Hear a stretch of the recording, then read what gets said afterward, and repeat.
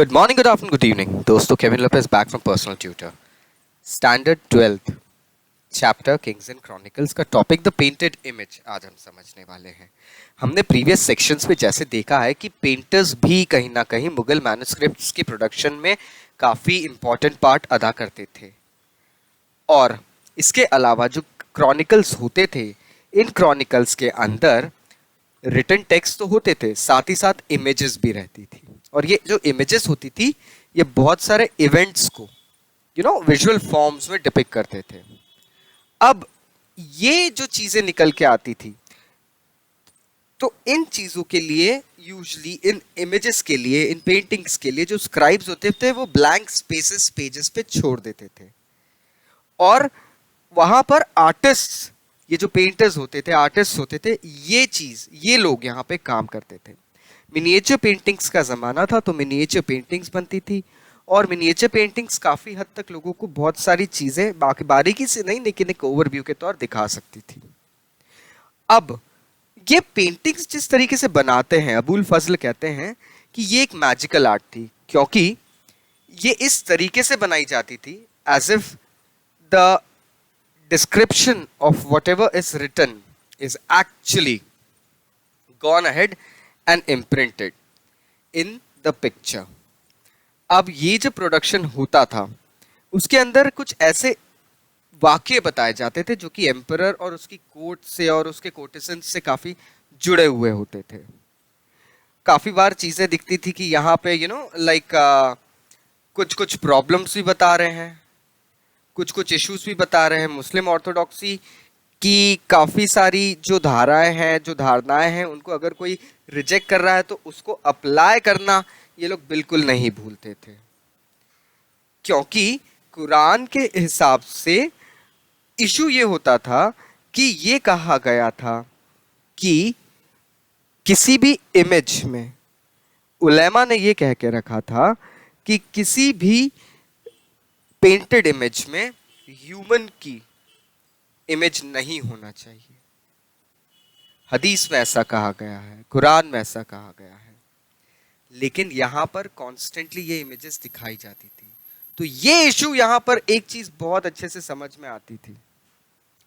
अब कहीं कहीं प्रॉफिट मोहम्मद की इमेजेस दिखाई गई थी।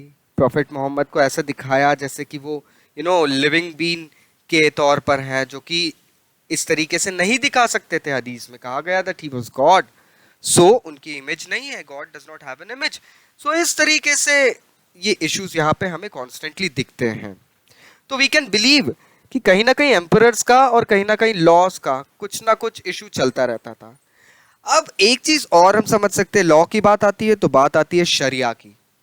शरिया कहीं ना कहीं कभी ना कभी बदला भी जाता था। अलग अलग सोशल ग्रुप इस्लामिक ट्रेडिशन को अलग अलग वे में इंटरप्रेट करते थे। हर ग्रुप अपनी पॉलिटिकल नीड के हिसाब से बेस्ट सूटेड एक्सप्लेनेशन को अप्लाई कर देता था। मुस्लिम रूलर्स ने एशियन रीजन में बहुत सालों से राज करा था। एग्जाम्पल देखते हैं, सफविद किंग्स थे, उन्होंने बेस्ट आर्टिस्ट जो कि ट्रेंड थे एक वर्कशॉप में जो कि कोर्ट में ही लगती थी, जैसे कि एक फेमस आर्टिस्ट है बीज़द, इनको सफविद कोर्ट में रखा। इन्होंने अपने आका दैट इज द एम्परर की जितनी डेली एक्टिविटीज हैं उन चीजों को सब लाइक फैलाने के लिए काफी सारे पिक्चर्स का डिपिक्शन करें। अब होता ये था कि काफी सारे पिक्चर्स के डिपिक्शन तो करें, उसके साथ में they also went ahead and showed the daily happenings of the kings। अब ये बातें दूर दराज तक फैलने लगी और धीरे धीरे ईरानी आर्टिस्ट्स मुगल भारत तक भी पहुंचने लगे। कुछ आर्टिस्ट जैसे कि फेमस है अब्दुस समद, मीर सैयद अली, ये सभी मुगल कोर्ट्स में आए। इन्होंने एम्परर हुमायूं के साथ दिल्ली में कदम रखा। कुछ साथ में आए थे, कुछ माइग्रेट होकर आए। अब यहां पे एक अप्रोच ये दिख रही थी कि नए आर्टिस्ट को थोड़ा सा अपॉर्चुनिटीज दिख रही थी, लेकिन यहां पे थोड़ा सा कॉन्फ्लिक्ट शुरू होता है। जो मुस्लिम ऑर्थोडॉक्स थे, जो विजुअल रिप्रेजेंटेशन के अगेंस्ट में थे, उनके कॉन्फ्लिक्ट्स कहीं ना कहीं इश्यूज क्रिएट करते थे। अबुल फजल कहते हैं कि अकबर की कोर्ट में बादशाह अकबर ने यह तक कहा था कि बहुत सारे ऐसे लोग हैं जिन्हें पेंटिंग्स, इस कला की कद्र नहीं है, लेकिन मैं उन लोगों को पसंद नहीं करता हूं।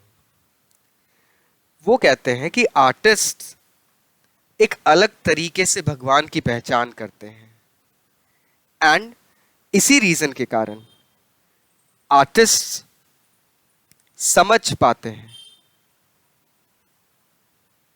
कि वो लाइफ की इमेज, एक इंसान की इमेज तो बना पा रहे हैं, लेकिन उसमें जान नहीं डाल पाएंगे। So guys, thank you very much. I will see you again. Take care. Bye bye.